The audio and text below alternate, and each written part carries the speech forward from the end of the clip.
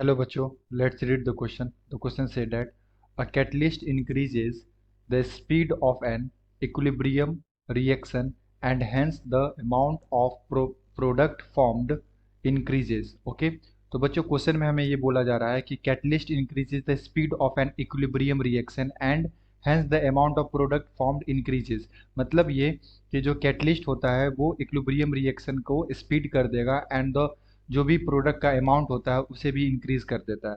तो आइए बच्चों चेक करते हैं इसका क्या करेक्ट आंसर होगा। एंड फर्स्ट ऑफ ऑल बात करते हैं की कॉन्सेप्ट।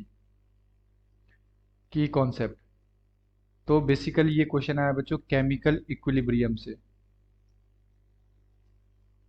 केमिकल इक्विलिब्रियम,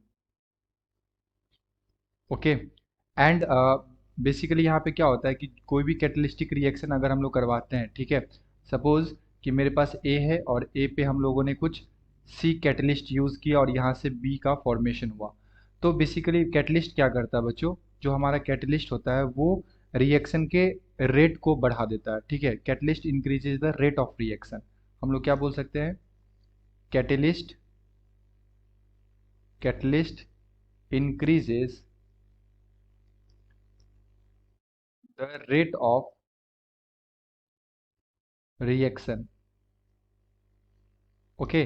कैटलिस्ट जो होता है वो रेट ऑफ रिएक्शन को बढ़ा देता है। अगर कोई इक्विलिब्रियम रिएक्शन है तो catalyst has no effect on equilibrium state, okay, but it changes but it changes the time taken to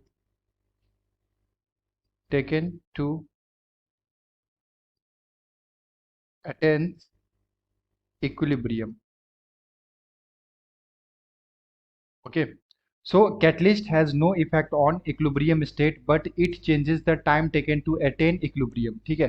तो ये क्या करता है बच्चों, टाइम को रिड्यूस कर देता है। अगर सपोज कि कोई रिएक्शन है हमारे पास, अगर वो 10 मिनट में होने वाला था और हम लोगों ने क्या यूज़ कर लिया, यहाँ पे कैटलिस्ट यूज़ कर लिया, तो वो रिएक्शन जो है बच्चों वो 2 मिनट में ही हो जाएगा, ठीक है। तो ये क्या करता है, टाइम को रिड्यूस कर देता है to achieve the equilibrium state, okay. और आगे यहाँ पे लिखा हुआ बच्चों क्वेश्चन में and hence the amount of product formed increases.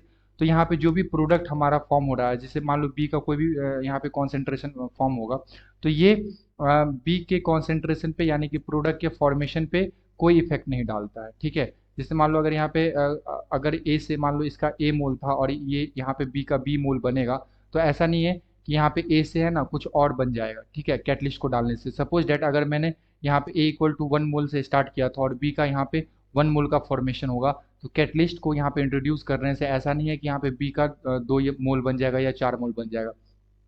Catalyst का सिंपल रोल होता है कि ये टाइम को रिड्यूस कर देता है एंड रेट को इंक्रीज कर देता है, ठीक है। तो ये समय को कम कर देगा। So this statement is false.